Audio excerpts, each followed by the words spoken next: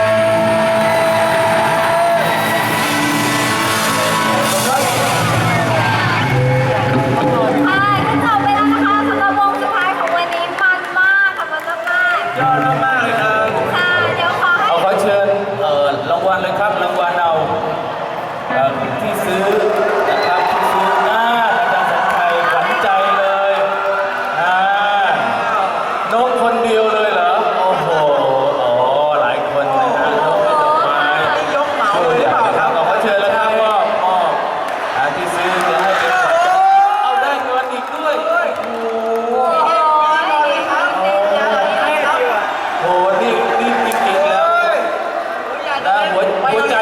จเราหมดแล้วนะฮะอาจารย์มอบให้อีก1 ล้านบาทหรือเปล่านก1,000นะฮะโอ้โหยอดเยี่ยมเลยนี่เป็นพ่อยกตัวจริงเลยนะฮะคนนี้ยอดเลยสุดยอดคณะกรรมการกำลังรวมคะแนนอยู่นะครับทุกวงอยู่ใช่ไหมฮะทุกวงอยู่บริเวณนี้นะครับเดี๋ยวจะประกาศผลเลยนะฮะแล้วก็มอบรางวัลเลยนะครับอาจารย์เตรียมรางวัลไว้แล้วนะฮะทุกคนนะครับทุกวงที่ผ่านเข้ารอบสุดท้ายจะได้เกียรติบัตรทุกคนนะครับขอให้ส่งรายชื่อด้วยนะฮะวงไหนที่ยังไม่ได้ส่งรายชื่อขอให้ส่งรายชื่อที่อาจารย์วัฒนาด้วยนะครับนะฮะเราจะได้ทำเกียรติบัตรให้ทุกคนนะครับเราจะได้ใส่พอร์ตเอาไว้ขอเชิญอาจารย์ขอเชิญพี่แพนพี่แพนโอเคคนสุดท้ายผมมีคงไม่ต้องพูดอะไรมากนะครับฝีมือล้วนๆนะฮะโดยเฉพาะมือกลองกับมือเบสขอชมเลยนะครับภาคลิทึมนะฮะแน่นมากนะครับผมไม่มีอะไรจะติแล้วครับวงนี้ครับสุดยอดครับขอบคุณครับค่ะจะต้องขอขอบคุณคณะกรรมการทั้ง3 ท่านในวันนี้ด้วยนะคะขนาดพิธีกรอยู่มาทั้งวันยังไม่ได้อะไรเลยนะคะอาจารย์สัญชัยครับ1,000 บาทนี่ผมอยู่ได้เป็นเดือนนะนี่